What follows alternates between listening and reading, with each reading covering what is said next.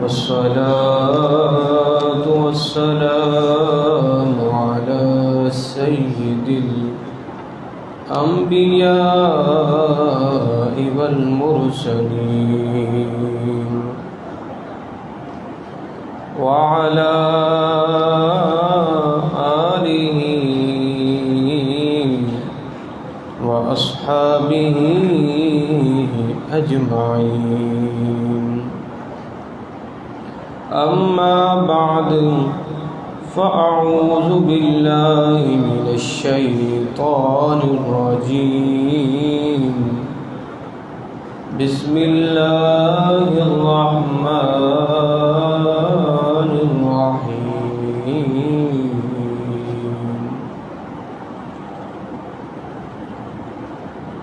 تبارك الذي بيده الملك. آمنت بالله صدق الله العظيم. قال الله تبارك وتعالى في مقام آخر لكي لا تأسوا على ما فاتكم ولا تفرحوا بما آتاكم بيدك الخير في مقام آخر. قال الله تبارك وتعالى في شأن حبيبه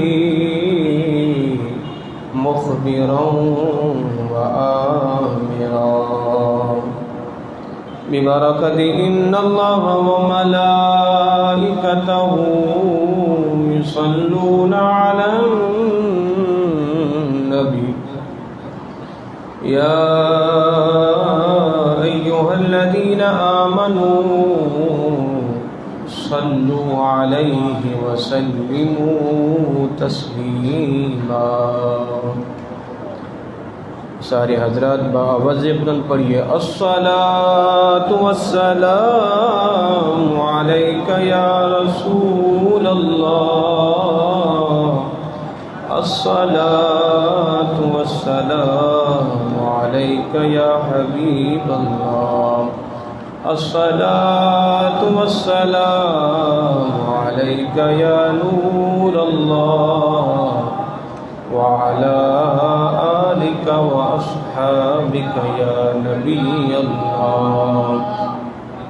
مولاي صل وسلم دائما أبدا على حبيبك خير الخلق كلهم.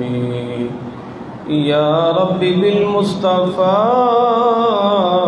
بلغ مقاصدنا واغفر لنا ما مضى يا واسع الكرم. الہی بحق بنی فاطمہ کے برقول ایمان کنی خاتمہ. اگر دعوت امرد کنی برقبول منو دست و دامان آل رسول. الہی تو آسان کنی مشکلات تو فعل محمد علیہ السلام. بلغ العلا بکمالہ کشف الدجا بجمالہ. حسنت جمیع خصالہ صلوا علیہ وآلہ واصحابہ وسلموا تسلیما. حمد و ثنا کے بعد محترم و محتشم عزیزان گرامی قدر، بارگاہ رب العزت میں دعا گو ہوں. رب العزت ہم تمام کی نماز جمعہ کو اپنی بارگاہ میں قبول اور منظور فرمائے. عزیزان گرامی قدر، گزشتہ جمعۃ المبارک ہم گفتگو کر رہے تھے آقا نامدار احمد مختار جناب حضرت محمد مصطفیٰ صلی اللہ تعالی علیہ وآلہ وسلم کی عزت و تکریم کے حوالے سے۔ اسی مناسبت سے چند ایک باتیں آپ کی سماعتوں کے گوش و گزار کر کے، اور جو آج کا ہمارا عنوان ہے ہم اس پر گفتگو کریں گے۔ آج کی ہماری گفتگو کا عنوان یہ ہے کہ میرا رب میرے ساتھ جو بھی کرتا ہے وہ خیر ہی کرتا ہے۔ میرا رب میرے ساتھ جو بھی کرتا ہے وہ خیر ہی کرتا ہے۔ یہ آج کی ہماری گفتگو کا عنوان تھا، تو اسی مناسبت سے چند ایک باتیں آپ کی سماعتوں کے نظر کر دیتے ہیں۔ سورۃ حدید کے اندر اللہ رب العزت ارشاد فرماتا ہے ما اصاب من مصیبت فی الارض ولا فی انفسکم، بڑے صحیح کو کم کرو، نہیں پہنچتی کوئی مصیبت زمین میں، ولا فی انفسکم، اور نہ تمہاری جانوں میں، الا فی کتاب من قبل ان نبرأہا، وہ ایک کتاب میں اللہ نے تمہیں پیدا کرنے سے پہلے لکھ دی تھی۔ ان ذلک علی اللہ یسیر، بے شک اللہ پر یہ آسان ہے۔ اور پھر آگے کیا فرمایا، لکی لا تأسوا علی ما فاتکم، اس لیے تم غم نہ کھاؤ جو تمہارے ہاتھ سے چلا گیا، ولا تفرحوا بما آتاکم، اور اس پر تم اتراؤ مت جو اللہ نے تمہیں دیا ہے، واللہ لا يحب كل مختال فخور، بے شک اللہ ہر اترانے والے کو، ہر شوخی مارنے والے کو، ہر تکبر کرنے والے کو اللہ ناپسند فرماتا ہے۔ 27واں پارہ سورۃ حدید آیت نمبر 23 میں اللہ رب العزت نے ارشاد فرمایا۔ اب دیکھیں اس آیت کے اندر چند ایک باتیں اللہ نے ارشاد فرمائی۔ ایک تو یہ، کسی بھی مرد کو، عورت کو کوئی مصیبت پہنچے، وہ چاہے زمینی مصیبت ہو یا تمہیں تمہاری جان سے وہ تکلیف پہنچے، تو یہ تمہیں تکلیف کا پہنچنا اللہ نے مجھے اور آپ کو پیدا کرنے سے پہلے لوح محفوظ میں لکھ دیا تھا۔ ان ذالک علی اللہ یسیر، اللہ فرماتے یہ ہم پر آسان ہے۔ اب اس آیت کریمہ کے تحت امام مسلم رحمۃ اللہ تعالی ایک حدیث پاک نقل کرتے ہیں، حضرت جابر رضی اللہ تعالی عنہ اس حدیث پاک کے راوی ہیں، حضور نے فرمایا اللہ نے زمین اور آسمان کو پیدا کرنے سے قبل، اللہ نے ابن آدم کی تخلیق سے قبل 50,000 سال قبل اللہ نے ہر ایک کی تقدیر لکھ دی گئی تھی۔ کس کو رزق کتنا ملے گا، کہاں ملے گا، وہ شقی ہوگا، وہ بدبخت ہوگا، موت اس کی کب آئے گی، کس حال میں آئے گی، اللہ نے مجھے اور آپ کو تخلیق، مجھے نہیں ابن آدم کی تخلیق سے بھی پہلے 50,000 سال قبل اللہ نے لکھ دیا تھا یہ۔ اب بتاؤ کہ میرا اور آپ کا رزق کا ذمہ، یا میری اور آپ کی روزی روٹی، یا میرا اور آپ کا جینا مرنا اس پروردگار نے، رب لم یزل نے 50,000 سال پہلے لکھ دیا تھا۔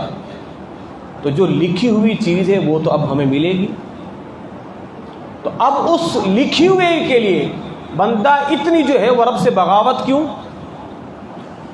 تو فرمایا کہ بندے کو جو بھی مصیبت پہنچتی ہے اس کے اپنے ہاتھوں کی کرتوت کی وجہ سے پہنچتی ہے۔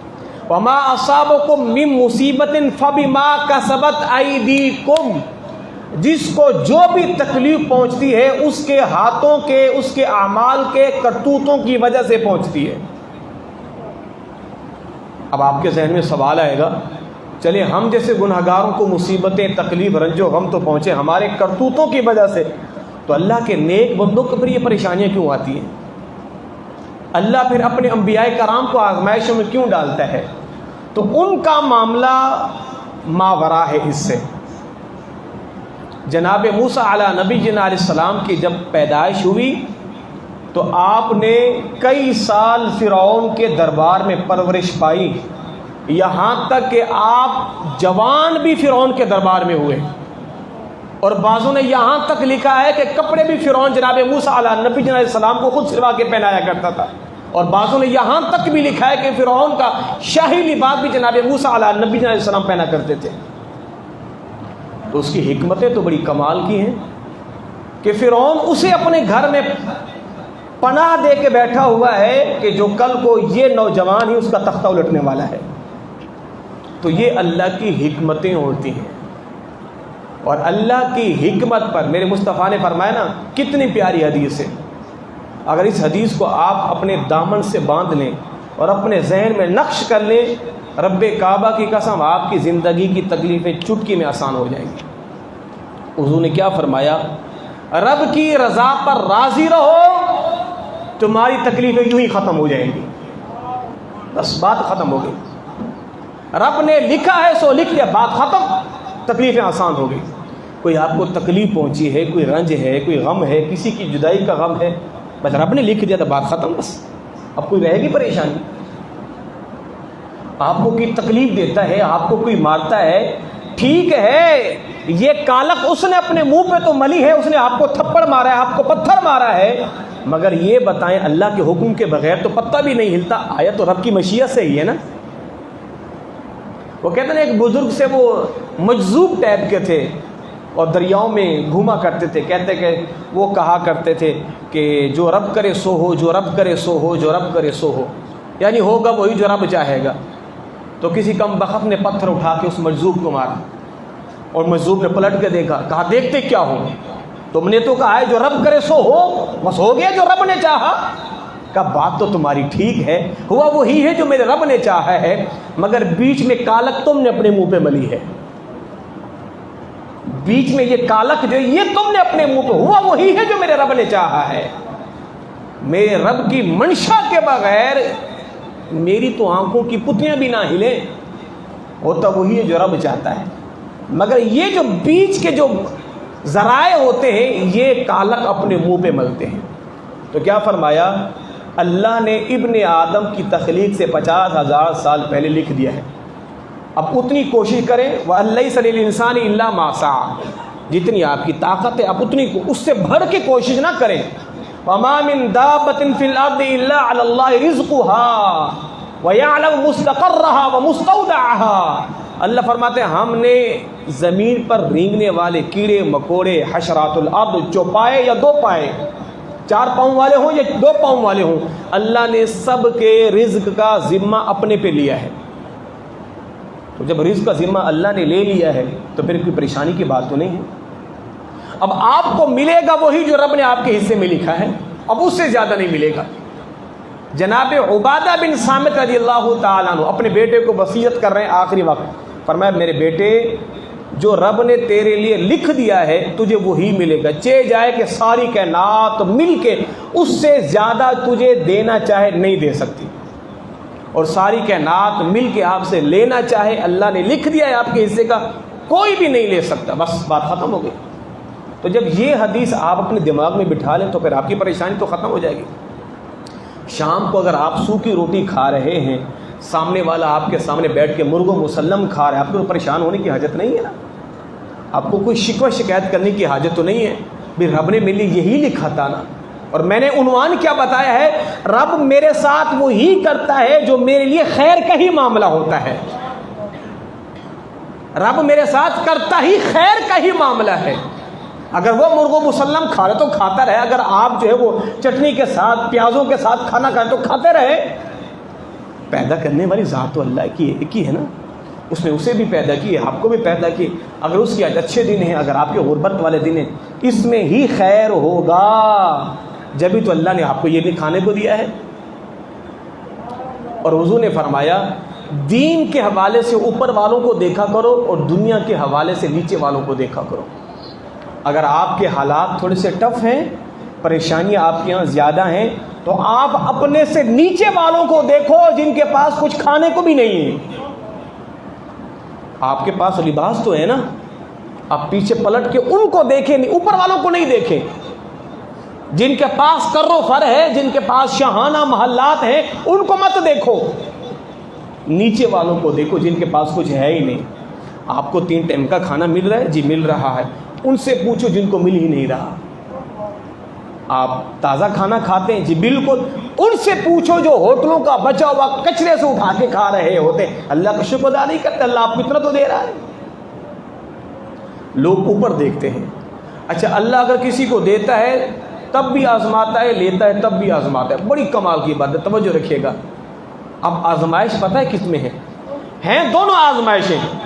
اللہ کیا ارشاد فرماتا ہے سورۃ فجر کے اندر، وَأَمَّا الْإِنسَانُ إِذَا مَا ابْتَلَاهُ رَبُّهُ فَأَكْرَمَهُ وَنَعَّمَهُ۔ اللہ فرماتے ہیں ہم کسی کو آزماتے ہیں، اس کو مال دے کر، تو بندہ کیا کہتا ہے؟ اللہ نے مجھے بڑی عزتوں سے نوازا ہے۔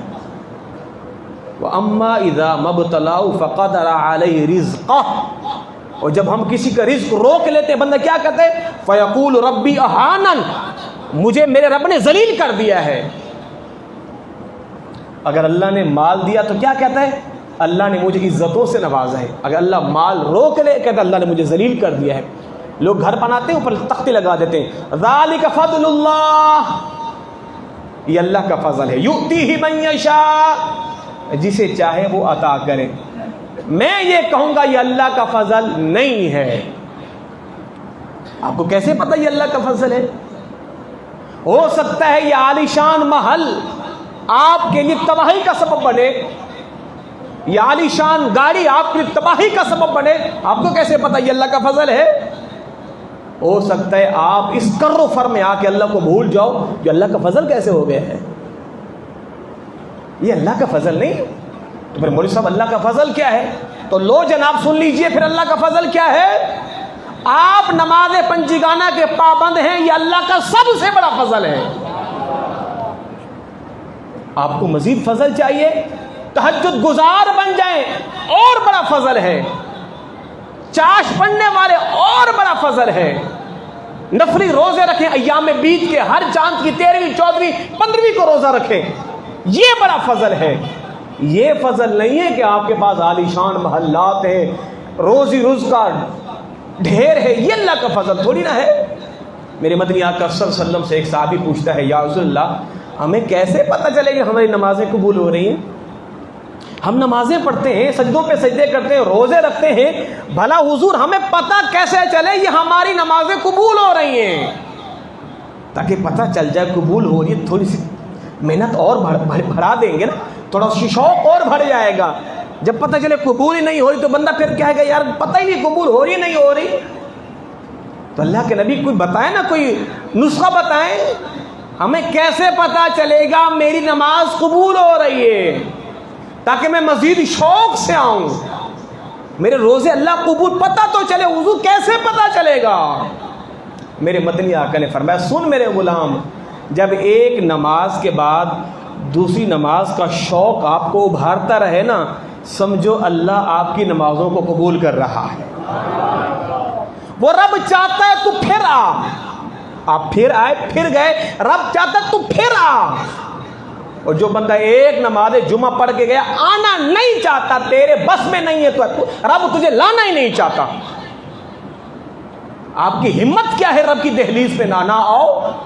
آپ کو گلی کا گنڈا اگر ایک جو ہے وہ فون بھی کرے تو لوگ سر کے بل چل کے جائیں، رب آپ کو بلائے آپ نہ آؤ؟ نہیں، رب آپ کو بلانا ہی نہیں چاہتا۔ تو جو ایک کے بعد ایک آ رہے جا رہے، سمجھ جاؤ یہ اللہ کے محبوب بندے ہو۔ میرے مصطفیٰ نے فرمایا جس کو مسجد آتا جاتا دیکھو اسے مومن سمجھو۔ اللہ اکبر۔ یہ تو میں نے پڑھا تھا کہ مومن اور مسلمان میں فرق ہے۔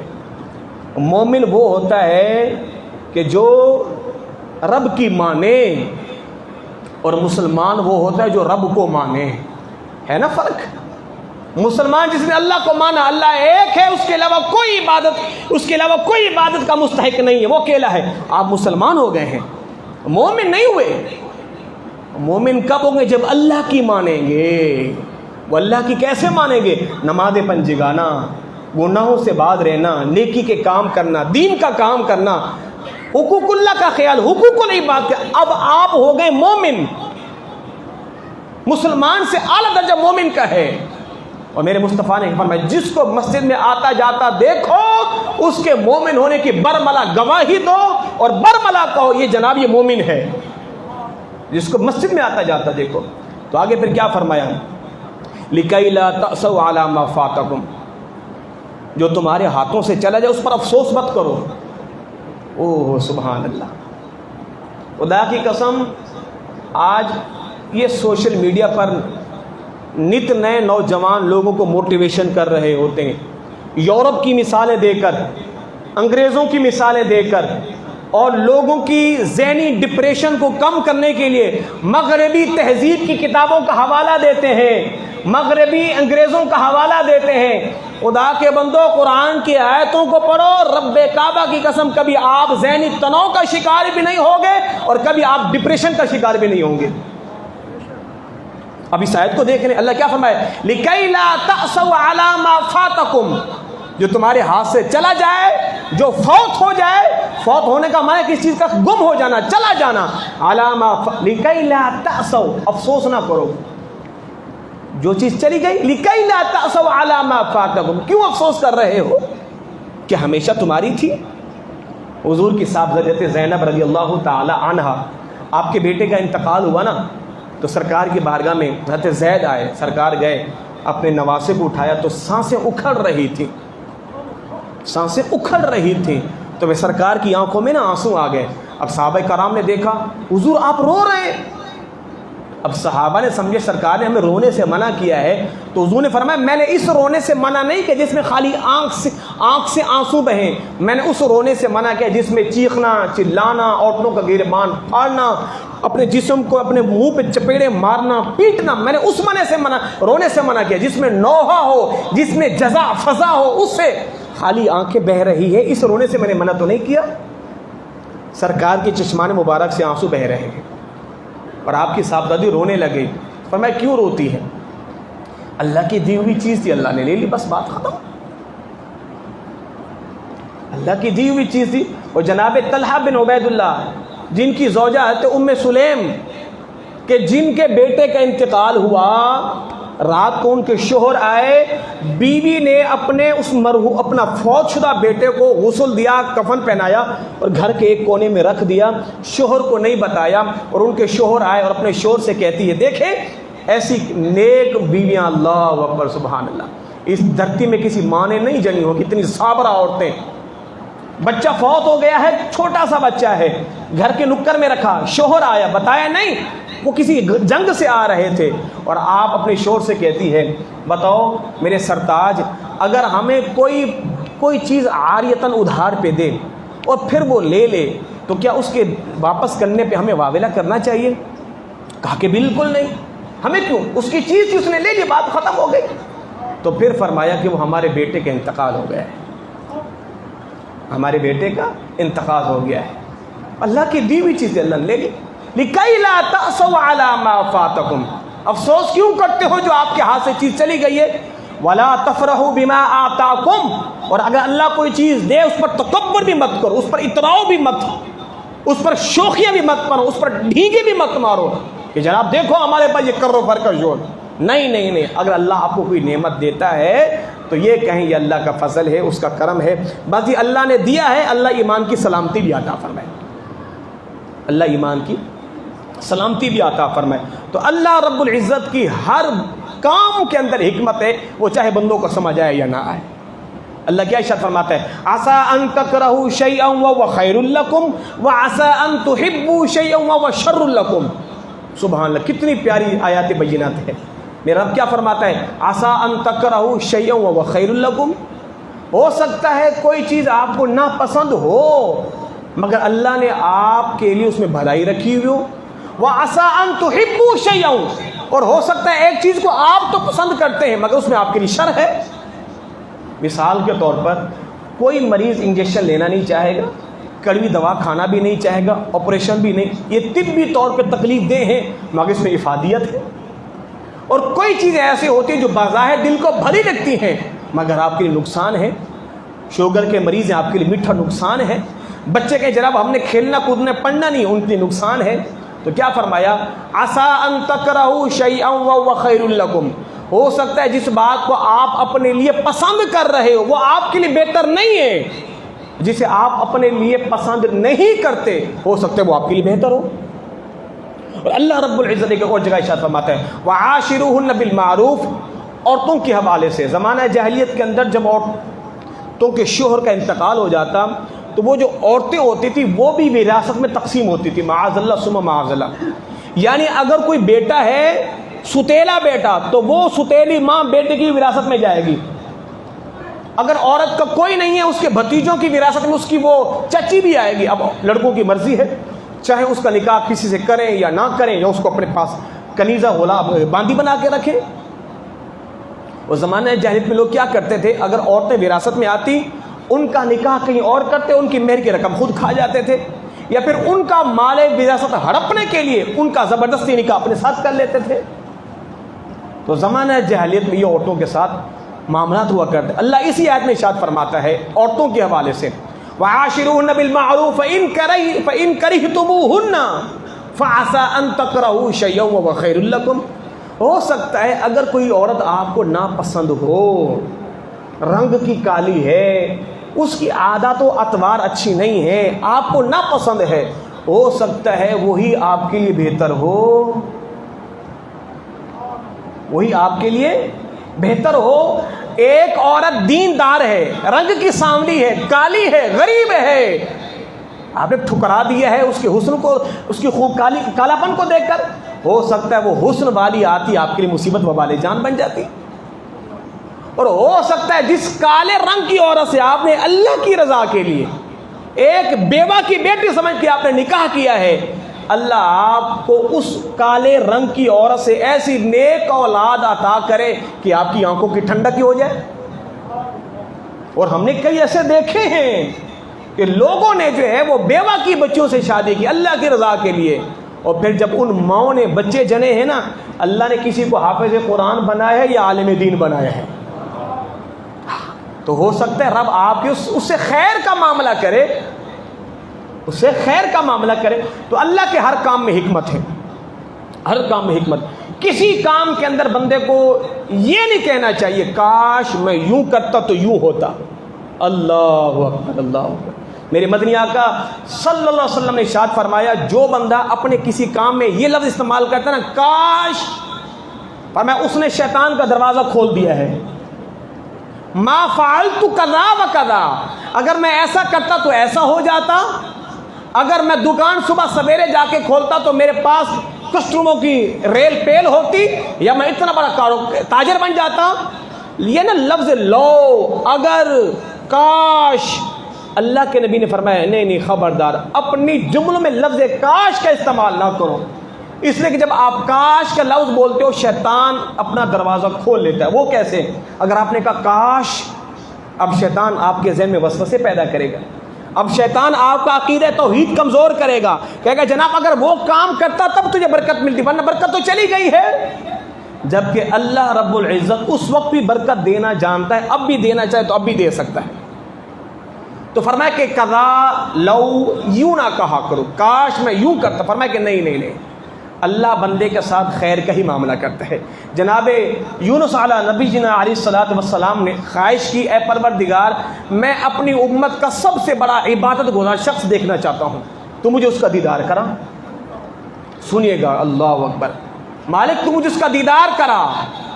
جناب جبریل امین علیہ الصلوۃ والسلام آئے اور جناب یونس علیہ نبی علیہ السلام کا ہاتھ پکڑا اور دور دراز کسی علاقے میں لے کے گئے، اور کیا دیکھتے ہیں ایک شخص ہے اس کو جزام کا مرض ہوا، اس کے ہاتھ بھی جل گئے، گل گئے، سڑ گئے، اس کے پاؤں بھی گل سڑ گئے، ہاتھ بھی نہیں ہے پاؤں بھی نہیں ہے۔ اور وہ بندہ پتہ ہے کیا کہہ رہا ہے؟ اے پروردگار ہاتھ تیرے دیے ہوئے تھے تو نے لے لیے، پاؤں تیرے دیے ہوئے تھے تو نے لے لیے ہیں، مگر تو نے اپنی ذات میں میری امید کو اب بھی باقی رکھا ہے۔ مالک بس تو جو تو چاہے میرا وہی مقصود ہے، میرا وہی مطلوب ہے جیسے تیری منشا، جیسے تیری رضا۔ اللہ اکبر، اللہ اکبر۔ حضرت جبریل امین علیہ السلام سے جناب یونس علیہ نبی علیہ السلام کہتے ہیں، اے جبرائیل میں نے کہا مجھے عبادت گزار بندہ دکھاؤ۔ فرمایا کہ اے اللہ کے نبی یہ پہلے عبادت گزار ہی تھا، یہ پہلے عبادت گزار ہی تھا۔ اور فرمایا کہ اے اللہ کے نبی سنو، اب رب نے مجھے اس کے اور امتحان کے لیے بھیجا۔ فرمایا کہ وہ کیا؟ فرمایا رب نے مجھے بھیجا ہے میں اب اس کی آنکھیں بھی نکال لوں، رب نے مجھے بھیجا ہے اب میں اس کی آنکھیں بھی نکالوں۔ جناب جبریل علیہ نبی علیہ السلام نے آپ نے اس کی آنکھیں بھی نکال لی۔ جب اس کی آنکھیں نکال لی اس نے پھر کہا، پروردگار یہ بھی تیری دی ہوئی نعمت تھی، تو نے لے لی ہے، تو سبحان اللہ میں اب بھی اسی منشا پہ کھڑا ہوں جس میں تیری رضا ہے، میری بھی اسی میں رضا ہے۔ اب جناب جبریل کیا کہتے ہیں؟ فرمایا اے اللہ کے نبی آپ اس سے کہو آؤ چلے میدان میں دعا کرتے ہیں، اللہ آپ کو آپ کے پاؤں، آپ کے ہاتھ اور آپ کی بینائی لوٹائے، اسے کہو چلے دعا کرتے ہیں۔ جناب یونس علیہ نبی علیہ السلام سے کہتے ہیں چل میاں اٹھ میدان میں چل دعا کرتے ہیں تیرے لیے، تیرے پاؤں بھی نہیں ہیں، ہاتھ بھی نہیں ہیں، آنکھیں بھی نہیں ہیں، زندگی گزارنا کتنا مشکل ہو جائے صاحبو۔ اگر ایک انگلی کام کرنا چھوڑ جائے بندہ تو ویسے بھی تھک ہار کے بیٹھ جاتا ہے، اس کو زندگی کے اجالے ہی نہیں لگتے، زندگی کی ہر خوشی اسے پھیکی لگتی ہے، میری انگلی خراب ہو گئی ہے، میں اسے ہاتھ سے کوئی کام نہیں کر پا رہا۔ تصور کریں جس کے ہاتھ بھی نہیں، جس کے پاؤں بھی نہیں، اور زندگی کے سب سے بڑی دولت آنکھوں کا نور بھی نہیں، اب وہ کیا کہہ رہا ہے؟ مالک کوئی بات نہیں، تیری اسی میں رضا تھی تو میں راضی ہوں۔ تو فرمایا کہ اے اٹھ اللہ کے بندے چل باہر میدان میں دعا کرتے ہیں۔ وہ بندہ پتہ کیا کہتے ہیں؟ نہیں میں نے دعا نہیں کرنی۔ کہا اٹھ دعا کریں تیرے لیے، رب تجھے تیری بینائی تیرے ہاتھ پاؤں لوٹائے۔ کہا نہیں میں نے دعا نہیں کرنی۔ کہا کیوں؟ کہا جب رب میرے ان اعضاء کو لینا چاہتا ہے تو پھر میں رب سے کیوں مانگوں؟ رب نے میرے ساتھ خیر کا معاملہ کیا ہے نا، تو میرے لیے اسی میں خیر ہوگی، رب نے لے لیا ہے تو پھر میں رب سے کیوں مانگوں؟ میرے لیے خیر سمجھے گا واپس لوٹا دے گا، اس کی مرضی ہے، اس نے لے لی تو پھر میں کیوں رب سے دعا مانگوں؟ میں رب سے دعا نہیں مانگوں گا، اور میرے حالات کو خوب جانتا ہے۔ جناب ابراہیم علیہ نبی السلام کو جب آگ میں ڈالا جانے لگا نا تو سارے فرشتے آئے، اے اللہ کے خلیل رب سے دعا مانگو، جب آپ کو آگ میں ڈالنے لگے ہیں آپ کہو رب سے، یا ہم آپ کو کوئی کام فرمائے کہ نہیں مجھے تم سے کوئی غرض نہیں ہے۔ ایک فرشتہ کہتا ہے مجھے حکم دے میں پانی برساؤں، میں پہاڑ برساؤں، میں پتھر برساؤں، میں ہوا چلاؤں، ان کو نیست و نابود کر دوں۔ آپ نے کیا فرمایا؟ یہ بتاؤ کہ اس رب کو پتہ نہیں ہے میرے ساتھ کیا ہو رہا ہے؟ کہ اس رب کو میرے اس حال کی خبر نہیں ہے؟ کہا بالکل ہے۔ کہ میرا رب جانے میں جانوں، پھر مجھے تم سے کوئی سروکار نہیں ہے۔ جب میرا رب جانتا ہے پھر میں بھی اسی حال میں راضی ہوں بس۔ جب بندہ اس درجے پہ پہنچتا ہے نا پھر سمجھو وہ ولایت کے درجے پہ پہنچ گیا ہے۔ بس رب نے جو کیا بہتر کیا ہے، میں نے کچھ نہیں بولنا آگے بس، پر میں اپنے لبوں کو کھولوں تو پھر رب سے شکوہ ہو گیا ہے نا، تو پھر بندے نے پھر بندگی کا حق کیا ادا کیا ہے؟ آمنا و صدقنا، بس رب جس حال میں رکھے اسی حال میں راضی رہنا ہے۔ اے مالک ہمارے ساتھ اتنا ظلم، صحابہ خاموش رہے، زخم پہ زخم کھا کے جی خون جگر، وہ دنیا میں بھی آباد و آخرت میں آباد۔ اللہ اکبر۔ میرے مدنی آقا صلی اللہ علیہ وسلم کیا ارشاد فرماتے ہیں؟ حضور نے فرمایا اگر اللہ کسی کو مصیبت دے نا وہ مصیبت کا چرچا نہیں کرے۔ اللہ کسی کو مصیبت دے نا، کوئی پریشانی ہو، کوئی آزمائش ہو، ہاں اگر کوئی آپ کی پریشانی میں آپ کا مددگار ثابت ہوتا ہے تو ٹھیک ہے، اس نیت سے کہ یہ اس کا حل جانتا ہے، اس نیت سے بتائیں۔ اور کسی کو بتانے کا مقصد کیا ہے؟ چلیں جی 2 منٹ تصور کر لیں، آپ کو بخار میں کس نے مبتلا کیا؟ اللہ نے کیا ہے نا۔ آپ پر پریشانی آئی ہے، کس نے لائی ہے؟ اللہ نے لائی ہے۔ تو اب جب آپ لوگوں کے سامنے بیٹھ کے شکوہ کریں گے تو بتاؤ کس کا شکوہ کر رہے ہو آپ؟ اللہ کا شکوہ کر رہے ہو نا۔ اگر میں کسی کو ماروں، کوئی جا کے کہے مولوی نے مجھے مارا ہے، تو بات سمجھ آنے والی ہے کہ تم اس کے مددگار ثابت ہو سکتے ہو، اس کے دکھوں کا مداوع کر سکتے ہو۔ تم رب کا جا کے شکوہ کر رہے ہو ان سے جو تمہارے زخموں پہ مرہم بھی نہیں رکھ سکتے، تو رب کا شکوہ لوگوں سے کیوں کرتے ہو کہ لوگ تمہارے مرہموں پہ زخموں پہ مرہم رکھیں گے؟ لوگوں سے جا کے کیوں کہتے ہو؟ وہ تمہارے معاون مددگار ثابت ہوں گے نہیں نا، تو پھر لوگوں سے کیوں جا کے کہتے ہو یا میرے پلے تو کچھ رہا ہی نہیں ہے؟ جب کسی کے ہاں فوتگی ہوتی ہے اکثر خواتین کلمات کفر بکتی ہیں، اکثر خواتین۔ میں نے اپنے گاؤں کے اندر عورتوں کو دیکھا ہے، دیہاتوں کے اندر کسی کا جوان بیٹا شہید فوت ہو گیا، اے پروردگار معاذ اللہ، تو یہ ترس بھی نہیں آیا صبح معاذ اللہ؟ تو نے اس کو جنم دیا ہے، تو اس سے پیار کرتی ہے، جس نے اس کو تخلیق کیا ہے، جس نے ماں کے پیٹ میں اس کا رزق لکھا ہے، اس کے اندر روح پھونکی ہے، رب نے جو ہے اپنے ہاتھ سے ابن آدم کے چہرے کو تخلیق کیا ہے، کیا اس وہ رب کو وہ بندہ پیارا نہیں ہے؟